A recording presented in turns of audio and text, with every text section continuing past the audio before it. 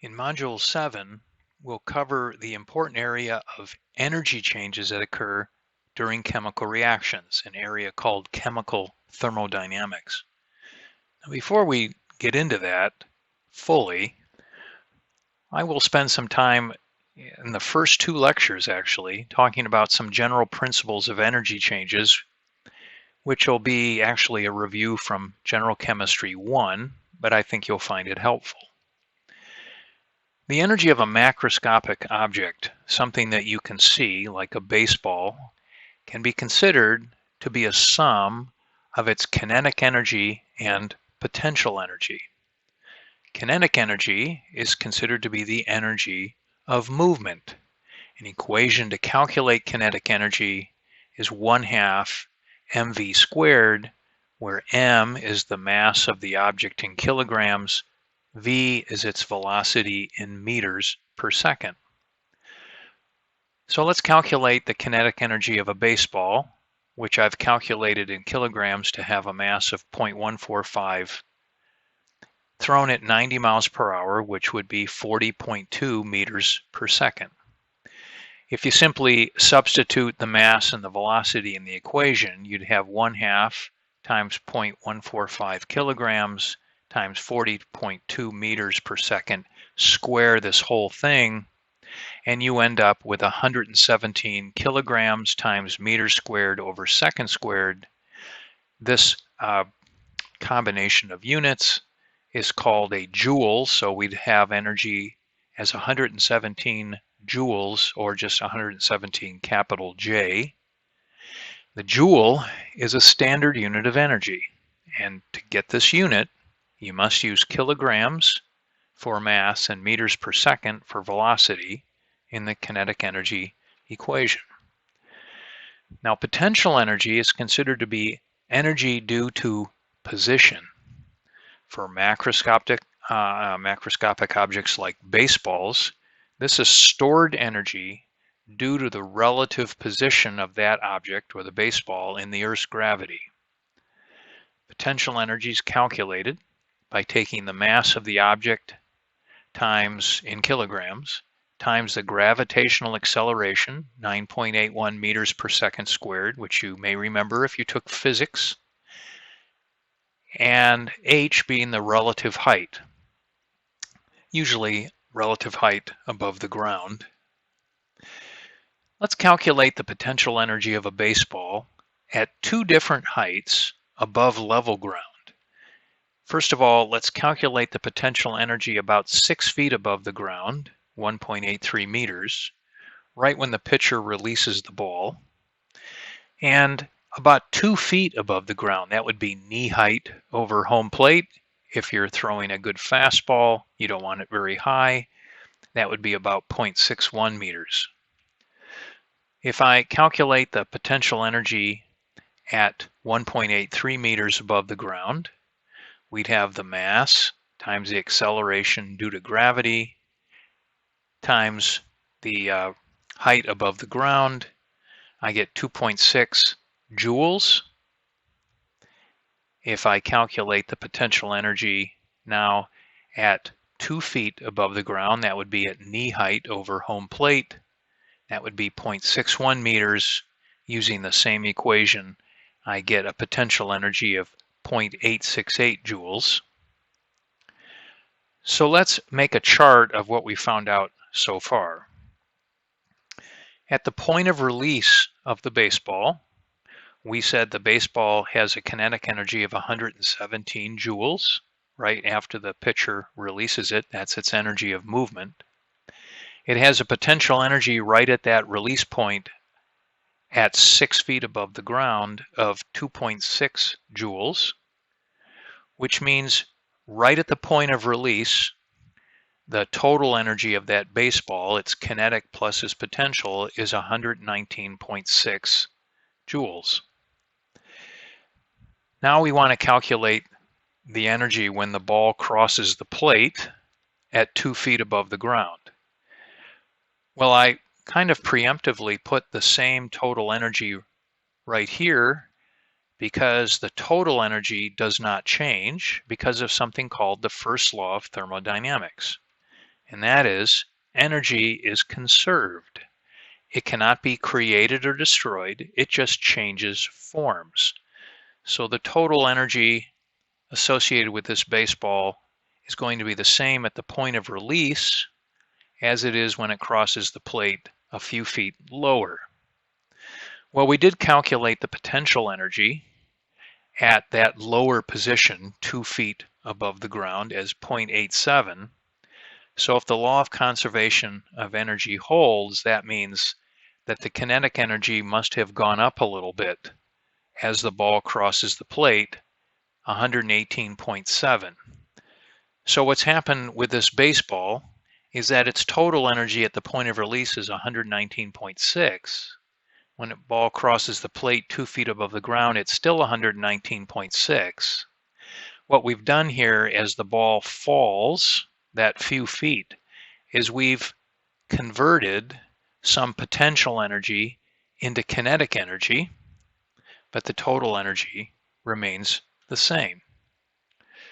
Again, notice some potential energy is converted to kinetic energy as the ball falls in height, approaching home plate. Now, if the ball has greater kinetic energy when it crosses the plate than when it was released, is it picking up speed as it approaches home plate? In other words, is that fastball going even faster when it reaches home plate? Well, it is falling, so it seems possible.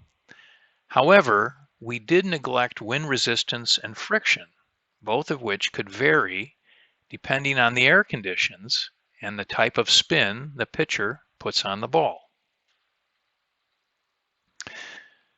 Well, you might ask, aren't there other important forms of energy like heat and light energy? Isn't work, force applied over a certain distance, also a form of energy? Sure, but the first law of thermodynamics still applies. Energy is conserved. It cannot be created or destroyed, it just changes forms. What units are typically used for energy? Well, we've got a hint of this on the first slide. A joule is a standard unit of energy. It's equal to a kilogram times meter squared over second squared. A kilojoule would simply be 1,000 joules. A calorie might be a more familiar unit of energy. 1 calorie with a small c is 4.184 joules. Calorie with a big C is actually a kilocalorie. This can be a little confusing. A calorie with a capital C is actually 1,000 of these quote-unquote small calories. So that would be 1,000 calories. That would be equal to 4.184 times 10 to the third joules, or 4,184 joules, or 4.184 kilojoules. A food calorie, calorie spelled with a capital C, is actually 1,000 of these calories spelled with a small c. Let's do a little calculation here. The nutritional label on a box of cereal claims that a 28-gram sample of the cereal contains 110 calories of energy. Notice calories with a capital C. What would be this energy in terms of calories per gram, and what would be the energy in terms of kilojoules per gram? Well, we'll take 110 calories and divide by the 28 grams. That would mean that we'd have 3.93 calories per gram. This 3 would not be significant here, not a big deal at this point. Now this does make sense, since a breakfast cereal is typically composed mostly of carbohydrates. And if you remember from probably other classes you've taken, health classes, PE classes, carbohydrates are known to have approximately 4 calories per gram of food energy. How about the nutritional value in terms of kilojoules per gram? Well, we can just do a conversion here. 3.93 calories per gram times 4.184 kilojoules per calorie equals 16.4 kilojoules per gram. How about another example here? Work is a form of energy, as we stated up here, and is defined as force applied over a defined distance. The English unit of force is pounds, while the international unit of force, often used in scientific work, is something called the Newton. And a Newton looks an awful lot like a joule, except it's missing one of the meter terms here. So it's kilograms per meter over second squared instead of kilograms times meter squared over second squared.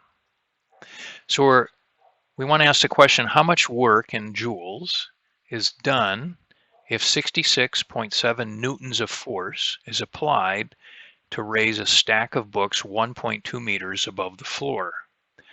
If you're curious, this would mean the books weigh about 15 pounds.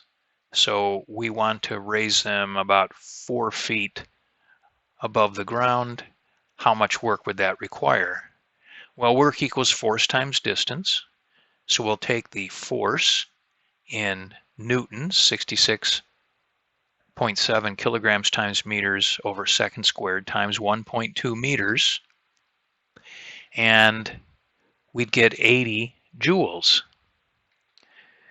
Now, if you convert 80 joules to food calories, capital C, we could do that by saying 80 joules times 1 calorie per 4.184 joules times 1 capital calorie per 1,000 calories.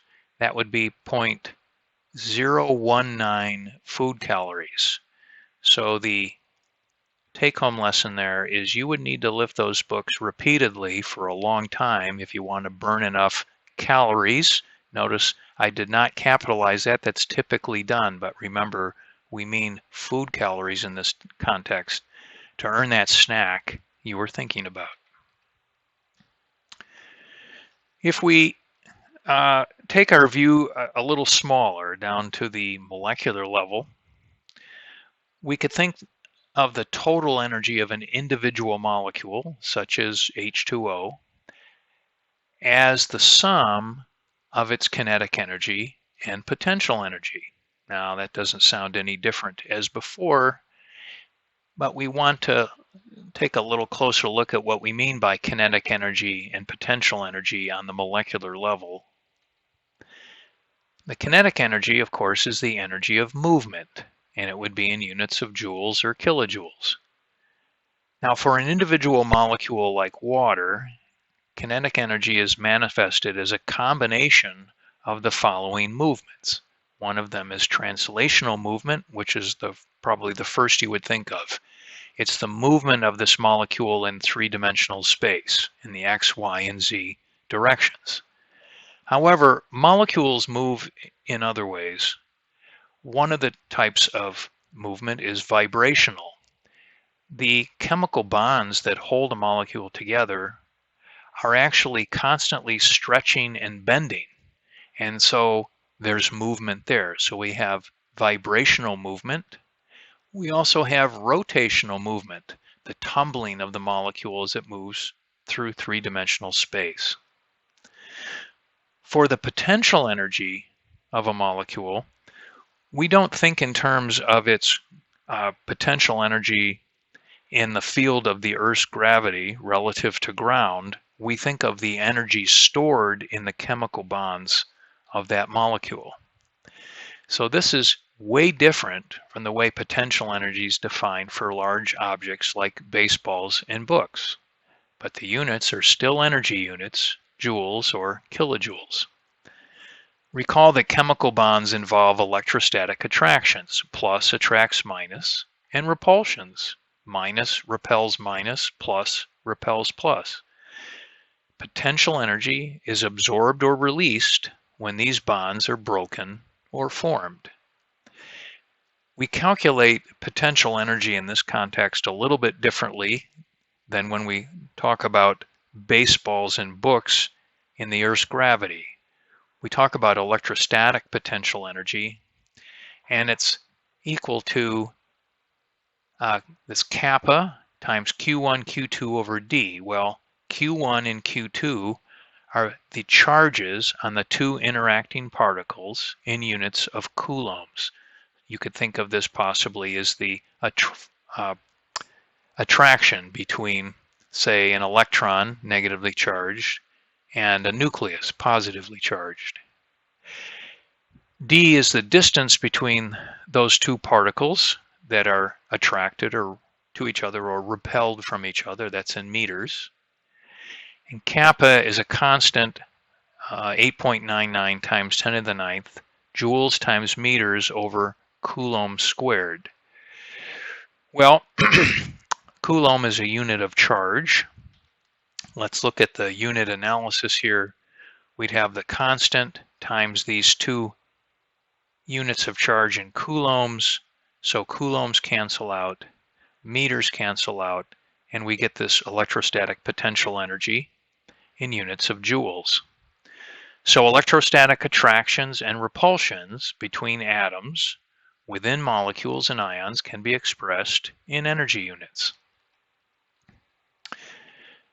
In chemistry, we often follow the energy changes resulting from a collection of molecules or ions, we typically call those the reactants, that are reacting and rearranging through bond breaking and formation to form a collection of new molecules, or I could say a new collection of molecules and or ions, which we typically call products. We are therefore most often interested in the difference between the total energy of the product molecules and the total energy of the reactant molecules. So we won't spend time calculating absolute energies of single molecules. What we want to know is what is the total energy of the reactants that we're starting with, what is the total energy of the products that we get, and the difference between them. So let me restate that. We're just interested not in calculating the actual energy of the reactants or the actual energy of the products. We're interested in calculating what's the difference between those two. Let's take an example here. If you take a balloon and you fill it with a 2-to-1 ratio of hydrogen gas and oxygen gas, it makes a dramatic lecture demo. Now you can click on this, and you ought to be able to do this yourself, but let's see if I can record this here. There has in the past been some music to this. I'm not sure there still is, but you might be hearing music. This is a slow motion video of a person lighting a hydrogen oxygen filled balloon with a little flame here, and you can see the explosion. And as you might guess, there's a loud bang. There's the emission of a lot of heat and light when this happens.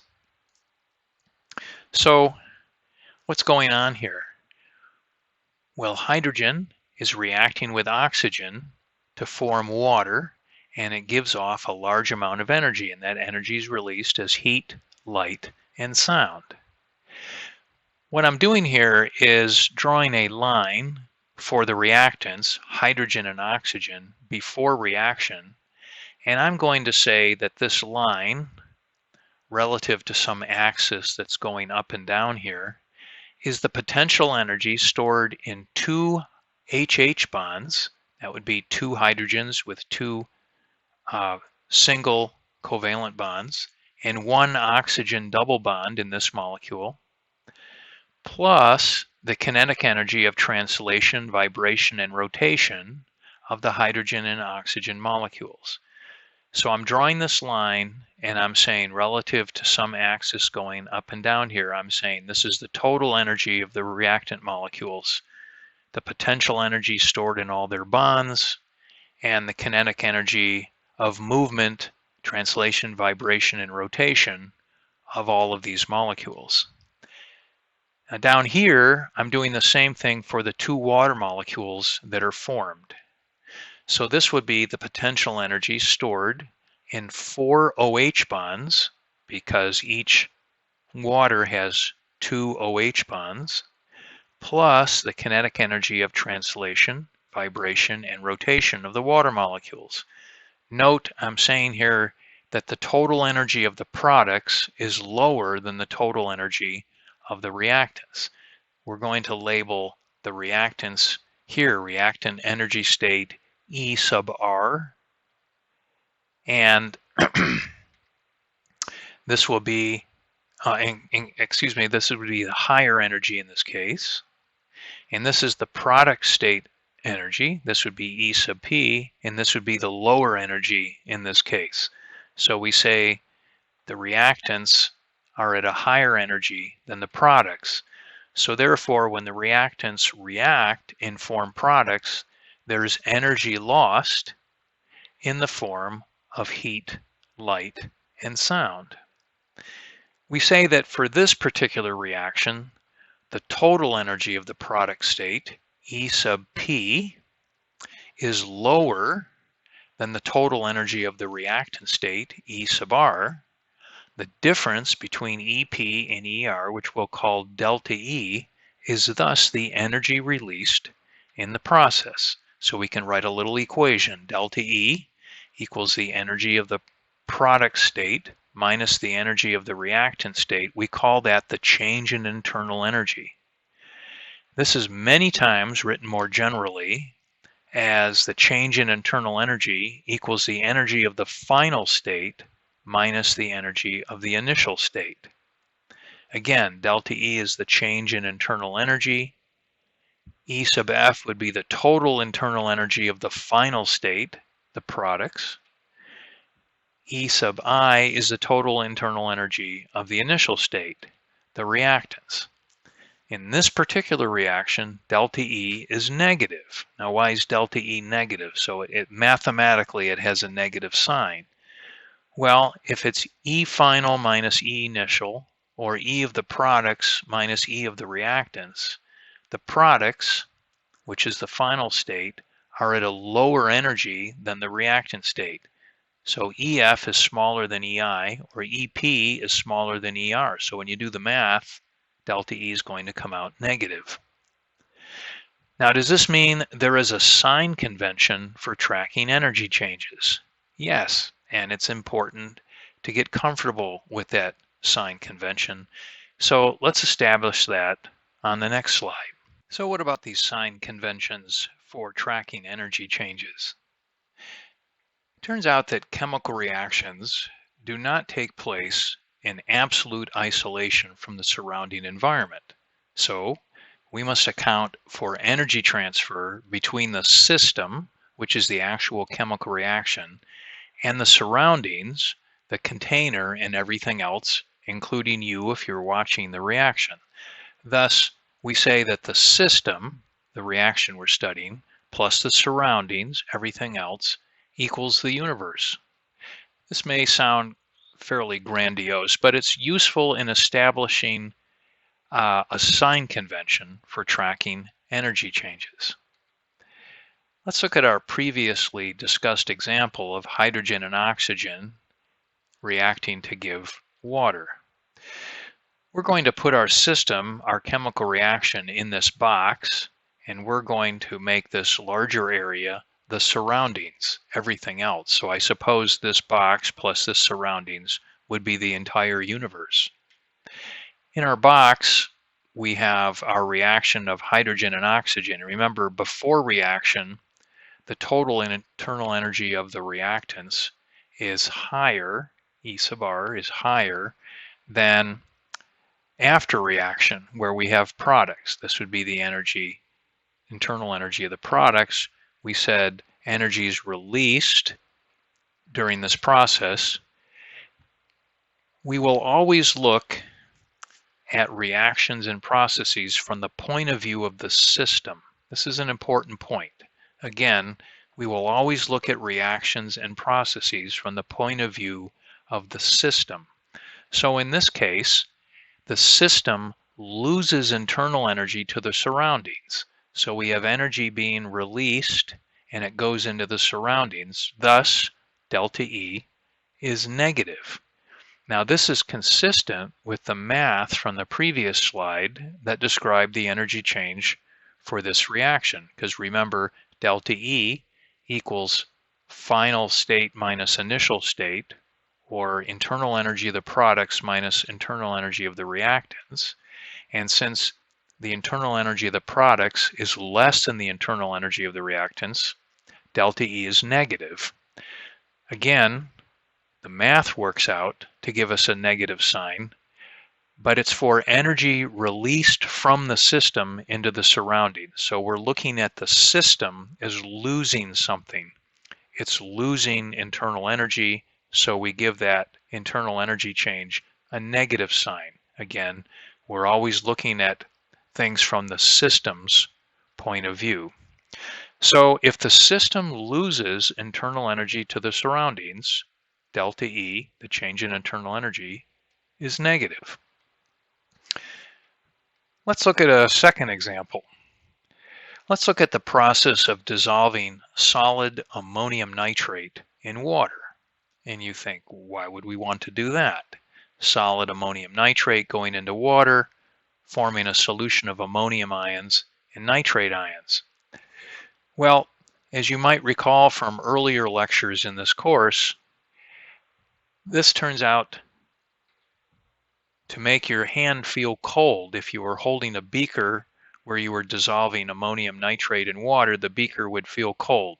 So in an instant cold pack, when you have to smash it on the ground to get it to work, what you're doing is you're initiating a reaction, I should say a mixing, between ammonium nitrate and water, and the cold pack feels cold.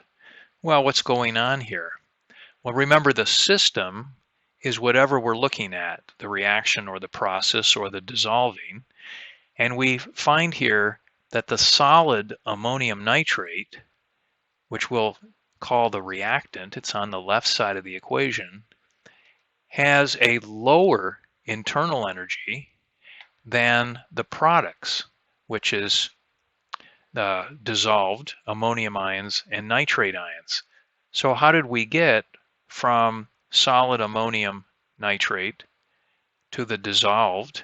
Well, it turns out in order to do this, the system, the reaction in this box, gains internal energy from the surroundings. So the only way it could go from down here in the reactant state to up here in the product state is if it absorbed internal energy from the surroundings. Thus, deltaE is positive. The system is gaining internal energy from the surroundings, thus the plus sign.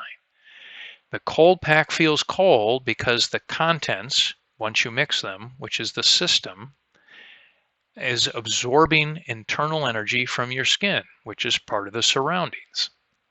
Again, this is consistent with expressions from the previous slides that describe the general way to track energy in chemical reactions. deltaE equals final minus initial, or products minus reactant energies.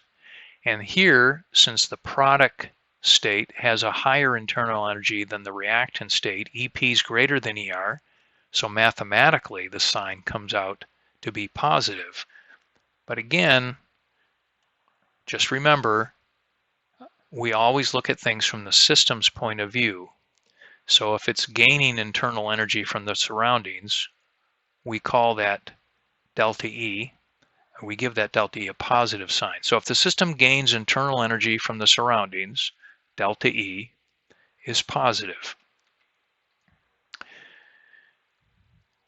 Well, it turns out that changes in internal energy of the system, deltaE, can actually be measured as a sum of work done plus heat flow.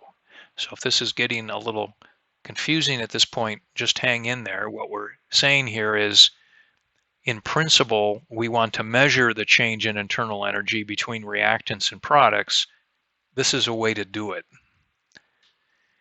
So we're going to say the change in internal energy of the system can be looked at as the sum of work done plus heat flow, W plus Q. Well, what are work and heat flow? Both are forms of energy and are expressed in the typical energy units: joules, kilojoules, calories, kilocalories. We'll probably see mostly joules and kilojoules. Work is defined, as we said earlier, and as you recall from physics, if you took physics, it's simply the energy used to cause an object to move against a force. So work equals force times distance. In chemistry, work is often expressed in an alternate form as something called pressure volume work. That work is expressed mathematically as minus the pressure times the change in volume. The pressure turns out to be the pressure of the atmosphere, and the change in volume turns out to be the change in volume. No surprise there. Let's think about gasoline reacting with air in a cylinder of a car engine. The resulting expansion of gaseous products moving the cylinder piston would be a form of work. Now we can illustrate the PV work, as we call it, PV work, available from gasoline combustion, but not the actual physical setup of an engine cylinder, using the diagram to the right. So here we have a cylinder and a piston, and contained under here is our reactants, which would be gasoline, which we can say or represent as octane molecules, generally speaking, plus oxygen. And we have the piston showing this container showing a certain volume of V sub I. That's the initial volume in here. And the atmosphere will be pushing down on this piston with a certain pressure. Now, if we ignite the mixture, what we get are products. So this is a balanced equation actually for the combustion of octane. You get 16 molecules of CO2 plus 18 molecules of water. You can see why there would be a significant expansion here. The pressure of the atmosphere hasn't changed. It's still pushing down on this piston, but the fact that this reaction took place and moved the piston up means that the system is doing work against that pressure. And we reach a final volume here, V sub F. So our delta V is simply Vf minus Vi. Well, so then we can calculate the actual work done, which we will do in just a second in another example. But just remember that in chemistry, work is often calculated as the change in volume times the pressure, or as pressure volume work. Now, if pressure is in atmospheres and delta V is in liters, how do we get energy units out of P delta V? Which is a good question. Recall that pressure is actually defined as force per unit area. Therefore, instead of atmospheres, pressure could be expressed as a force per unit area. Well, area in meters squared, that makes sense. What's this unit here? This unit here is called a Newton. We've mentioned that before. It's kilograms times meters over second squared. So we have force divided by area. If we do some unit cancellations, we find out we get units of kilograms over second squared times meters. Also recall that volume, and thus the change in volume, instead of liters, could be expressed as cubic meters. That's also a unit of volume. Thus, the units for P delta V would be pressure, kilograms over second squared times meters cubed gives us kilograms times meters squared or second squared over second squared, or joules. So pressure volume work can be expressed in units of joules. The direct conversion is that 1 atmosphere times liters equals 101.33 joules. You'll use this direct conversion a lot because in problems that you see, you'll see pressure expressed in units of atmospheres and volume in units of liters. So when you calculate this, you'll get atmospheres times liters, which you can convert to joules using this conversion factor. Well, again, work and heat flow, delta E equals W plus Q. Both are forms of energy. So now we want to ask, we've talked about work, what about heat flow? Well, heat flow, Q, is energy flow that causes the temperature of the system to increase. If heat energy is flowing into the system from the surroundings, the system's temperature will go up. Or the system's temperature will decrease if heat energy is flowing out of the system and into the surroundings. You have to remember that heat flows from an object of higher temperature to an object of lower temperature. Just as with delta E, the sign conventions for both work and heat flow are important. So let's get these straight here. The change in internal energy equals work done plus heat flow. Work has a positive sign if work is done on the system by the surroundings. Remember, we always look at things from the system's point of view. So if the surroundings are doing work on the system, then from the system's point of view, W is positive. Work is negative if work is done on the surroundings by the system. How about Q? Well, Q is positive if heat flows from the surroundings into the system. We call this an endothermic process because you're sucking heat energy out of the surroundings. Q is negative if heat flows from the system into the surroundings. We call this an exothermic process. It would feel hot if you were holding it. And of course, remember overall that the overall change in internal energy is negative if the system loses internal energy to the surroundings, and positive if the system gains internal energy from the surroundings. So let's calculate the change in internal energy of a system in terms of work done and heat flow. Here's an example. Suppose we have some gases, A and B, confined in a cylinder and piston arrangement, and these gases react to form a solid product. It's observed that as the reaction occurs, the system loses 1770 joules of heat to the surroundings. So the surroundings heat up. The piston moves downward as the gases react to form a solid. That makes sense because gases would take up more volume than a solid. And the volume decreases from 9 to 2.5 liters under a constant atmospheric pressure of 1.2 atmospheres. What's the change in internal energy, delta E, of the system? Let's draw some pictures. So here's a cylinder and piston arrangement with our gases A and B taking up a certain volume, V sub I, that would be our initial volume. We know it's 9 liters. The atmosphere is pushing down with a pressure of 1.2 atmospheres.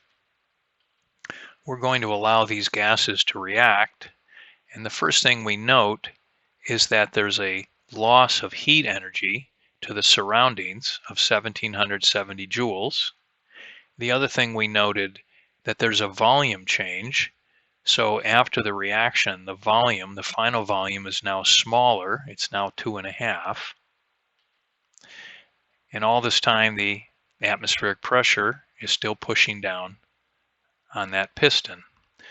So the change in volume here, which remember is the final volume minus the initial volume, is 2.5 minus 9 liters, or minus 6.5 liters. So now we can calculate the change in internal energy of the system, delta E. Let's calculate the work done. Work equals minus P delta V. Remember, this is pressure volume work. So we have minus 1.2 atmospheres, the pressure of the atmosphere pushing down, times the volume change, which was negative. So you get a positive 7.8 atmospheres times liters, which will change to joules using the conversion factor we mentioned previously. So we get work of positive 790.4 joules.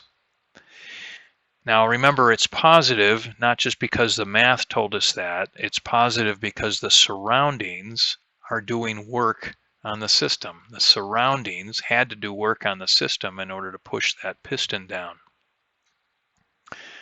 Now the heat flow, Q, is minus 1770 joules. Well, how do we know it's negative? It's negative because the system is losing heat energy to the surroundings. If the surroundings were your hand would feel hot or warm. So let's calculate deltaE. Work done, 790 joules, plus heat flow, minus 1770 joules. So the overall change in internal energy for this reaction is minus 980 joules. So the system, or our reaction, gained 790 joules of internal energy in the form of work, but lost 1770 joules of internal energy in the form of heat. Therefore, in the net overall sense, the system shows a net loss of internal energy. deltaE equals minus 980 joules. Keep in mind that some textbooks will symbolize internal energy with a capital U. So you might see, instead of deltaE, delta U equals W plus Q. In the next lecture, we'll continue with some more principles from General Chemistry 1.